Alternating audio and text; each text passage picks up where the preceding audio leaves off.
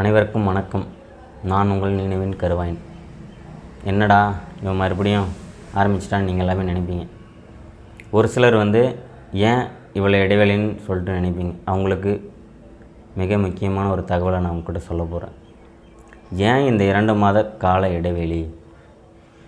ஏன் இந்த 2 மாத கால இடைவெளினா, நம்ம சமூகத்தை பற்றி மற்றவர்களின் கருத்து என்னன்னு சொல்லிட்டு நீண்ட காலமாகவே இது ஒரு கேள்விக்குறியாகவே போயிட்டுருக்கு. நம்மளையும் அப்படி நினைக்கிறான் அப்படின்ற கேள்விக்குறி ரொம்ப நீண்ட காலமே போயிட்டு தான் இருக்குது. அதுக்கான ஒரு பதில் தான் இது. தலை சிறந்த ஆசிரியர்கள் எழுதிய கதை போல் தான் நானும் எழுத ஆரம்பிச்சிட்டேன். ஒரு சிறு தொகுப்பு, கரும்பாறையிலும் பூக்கும் காதல். கரும்பாறைக்கும் பூக்கும் காதல் என்ற சிறு தொகுப்பை எழுத ஆரம்பிச்சிட்டேன். இந்த 2 மாத கால தாமதமே அதுக்கு தான். மிக முக்கியமான தகவல் நான் இப்போ உங்கள்கிட்ட சொல்ல போகிறேன். என்னடா கரும்பாறைன்னு சொல்கிறான், தொகுப்புன்னு சொல்கிறான், உங்களுக்கு எல்லாமே கொஞ்சம் டிஃபிகல்ட்டாகவும் இருக்கும், டிஃப்ரெண்ட்டாகவும் இருக்கும். இதை ஏன் நான் உங்கள்கிட்ட சொல்கிறேன்னா, இந்த 2 மாதமாக என்னை மட்டும் இல்லை, தலை சிறந்த வல்லுநர்கள் எல்லாத்தையும் மாற்றினது புத்தகம். புத்தகம் படித்தால் எல்லாவற்றையும் மாற்றக்கூடிய திறன் கொண்டது புத்தகம். நான் மாறினதுக்கு காரணம் எனது ஆசிரியர்கள், எனது சகோதரர்கள், என்னுடைய தோழர்கள் இவங்கெல்லாம் சேர்ந்து எனக்கு மிக சிறந்த ஒரு ஆலோசனையை கொடுத்தாங்க. புத்தகங்களை படி, உன்னுடைய வார்த்தைகளும் வரிகளும் எண்ணற்ற உயரத்துக்கு கொண்டு போகும்னு சொல்லிட்டு என்னுடைய கூட நெருக்கமான நண்பர்கள், தோழர்கள், எனக்கு சப்போர்ட் பண்ணுற அனைவருமே சொன்ன ஒரே ஒரு வார்த்தை, புத்தகத்தை படி, உன்னுடைய வார்த்தைகள் மென்மேலும் உயரக்கொண்டே போகும். நான் நீண்ட காலமாக இந்த கேப் விட்டதுக்கு காரணம், புத்தகங்களை வாசித்தேன். ஒரு சில கால தாமதத்தினாலும் அதை கேப் விட்டு தான் அதை நான் வாசித்தேன். அது மிக மிக வாசித்தது அலெக்சாண்டரின் காவியம். மாசிடோனியாவின் மாவீரன் அலெக்சாண்டரின் காவியம் தான் என்னை திருப்பி போட்டுருச்சு. என்னை மறுபடியும் ஆழமாக சிந்திக்கிது அலெக்சாண்டர் தான். கர்ணன் படத்தில் ஒரு பாடல் வரும், கண்டா வர சொல்லுங்கன்ற ஒரு பாடல் வரிகள் வரும். அதுபோல் வாள் தூக்கி நின்னாம்பாருன்னு ஒரு வசனமும் வரும். அலெக்சாண்டர் அதுமாரி தான். அலெக்சாண்டர் எதிர்த்தவன் யாருன்னா, மிகப்பெரிய படை கொண்ட வீரன் டேனியஸ்ன்னு சொல்லிட்டு 6 லட்சம் படை வீரர்களை வச்சுருந்தான். ஆனால் அலெக்சாண்டர் வெறும் 40,000 படை வீரர்களை வச்சு அவனை தோக்கடித்தான். ஆனால் வாள் தூக்கி நிற்பான். சின்ன வயசில் வாள் தூக்கி நின்னான் அலெக்சாண்டர். என்னடா அவன் அலெக்சாண்டர்ன்றான், வாள் தூக்கி நின்றான்றான், கர்ணன் படம் வரிகளெல்லாம் சொல்கிறான். உங்களுக்கு எல்லாமே ஒரு பதட்டமாகவும் இருக்கும்னு நீங்கள் நினைக்கிறீங்க. ஆனால் ஒரு சிலர் கேளிக்கையாக நினச்சிருப்பாங்க, என்னடா அவன் சம்மந்தம் எல்லாமே பேசுகிறான்னு சொல்லிட்டு. அதுக்கு ஒரு சின்ன ஒரு குட்டி கதை இருக்குது. அந்த குட்டி கதைக்குள்ளே போகலாமா? நம்ம ஊரில் ஒரு மிகப்பெரிய ஒரு நிகழ்வு நடந்துடுச்சு சமீப காலமாக. அது நிறைய பேர்த்துக்கு தெரியாமல் இருக்கும். இப்போ நாங்கள் அதை உங்ககிட்ட சொல்ல போகிறோம்.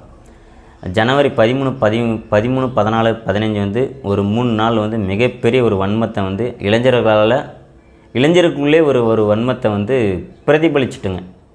அது என்னென்னா அரசியல்னால் ஃபஸ்ட்டு என்னன்னு சொல்லிட்டு போன பதிவுலேருந்து, நான் ஆரம்பத்துலேருந்து போட்ட பதிவுலேருந்தே அரசியல் இல்லாமல் இங்கே ஒருபோதும் வாழ முடியாது. நான் நிறைய டைம் உங்கள்கிட்டையும் சொல்லிட்டேன். அது என்னாலையும் ஒருபோதும் வாழ முடியாது, என்னுடைய சந்தேகங்களாலும் ஒருபோதும் வாழ முடியாது. அரசியல் இல்லாமல் ஒருபோதும் வாழவே முடியாது. ஏன்னா அடிப்படை தேவைகள் நமக்கு தேவைன்னா அரசியல் கண்டிப்பாக கற்றுக்கணும். அன்றைக்கி என் ஊருக்கு எதுவுமே சரியாக இல்லை, என் ஊரில் தெருவிளக்கு இல்லை, எனக்கு ஆனால் அங்கீகாரம் கிடைக்கல, என் ஊருக்கு போர்டு இல்லை, என் ஊருக்கு சரியான போக்குவரத்து வசதி இல்லை, எல்லாமே சொல்லிட்டு நாங்கள் எல்லாருமே ஒரு கோரிக்கையாக திணிச்சோம். பசங்களுக்குள்ளே ஒரு திணிப்பாக திணிச்சோம். ஆனால் அதனுடைய விளைவு என்ன தெரியுமாச்சு? பிப்ரவரி 26 நம்ம ஊருக்கு அடையாளமே இல்லாத, இதுவரையுமே நம்ம ஊருக்கு அடையாளமே இல்லை நானே உங்கள்கிட்ட பதிவில் சொல்லியிருப்பேன். ஆனால் எல்லாருக்குமே தெரியும் நமக்கான அடையாளம் எதுவுமே கிடையாதுன்னு சொல்லிட்டு. ஆனால் நமக்கான அடையாளம் வந்துடுச்சு. நம்ம ஊருக்கு போர்டு கிடச்சிருச்சு, பெயர் பலகை வந்துடுச்சு. ஜனவரி 26 நம்ம ஊருக்கு பெயர் பலகை கொடுத்துட்டாங்க. ஏன் கொடுத்தாங்க, எப்படி கொடுத்தாங்கன்னா, ஜனவரி மாதம் போட்ட அந்த கூட்ட நெரிசலில் ஒரு சத்தம் போட்டாங்க. ஒரு 6-7 பேர் மட்டும் மிக வேகமாக சத்தம் உயர்த்தி பேசி சத்தம் போட்டாங்க. அந்த சத்தம் எங்கே போய் கேட்டிருக்கு? ஒரு சில அதிகாரிங்கக்கிட்ட போய் கேட்டு நாங்கள் மறுபடியும் அவங்கக்கிட்ட என்னை சார்ந்தவங்க நம்ம ஊரை சார்ந்தவங்கெல்லாம் அவங்கக்கிட்ட மறுபடியும் போய் பேசி நம்ம ஊருக்கு வந்து போர்டு வாங்கி கொடுத்துட்டாங்க. இதுதான் என்னுடைய வெற்றி. நான் இவ்வளோ நாளாக கஷ்டப்பட்டதுக்கான வெற்றி இது. இப்போ எனக்கான வெற்றி கிடைச்சிருச்சு, இப்போ நம்ம ஊருக்கான வெற்றியும் கிடைச்சிருச்சு. இது மாதிரி நம்ம ஒவ்வொரு விஷயம் நமக்கான தேவைகளை நம்ம வந்து கேட்காம போனால் அப்போ நம்ம எதுக்குமே கிடைக்கவே கிடைக்காது. அதை ஏன் நம்ம இன்னுமே புரிஞ்சிக்காமல் இருக்கோம்? ஒன்றா சேர்ந்து கத்துறதுனால எங்கேயே இருக்கிறவனு கேட்டு ஜனவரி மாதம் கத்தின கற்று பிப்ரவரி 26ஆம் தேதி தான் நம்மளுக்கு கிடைச்சிருச்சு. அப்போ இனி வரும் காலையில் நமக்கான தேவைகளை எப்படியோன்னு கேட்டால் அது கண்டிப்பாக கிடைக்கும். ஒரு 6 மாதமோ ஒரு 3 மாதமோ கண்டிப்பாக கிடைக்கும். கேட்டால்தான் நம்மளுடைய நிலைப்பாடு மாறும்னா கேட்கலாம், தைரியமாக கேட்கலாம். நம்ம ஒன்றும் தப்பெல்லாம் பண்ண கிடையாது. நம்ம என்ன தப்பு பண்ணியிருக்குமா? தப்பெல்லாம் பண்ண கிடையாது.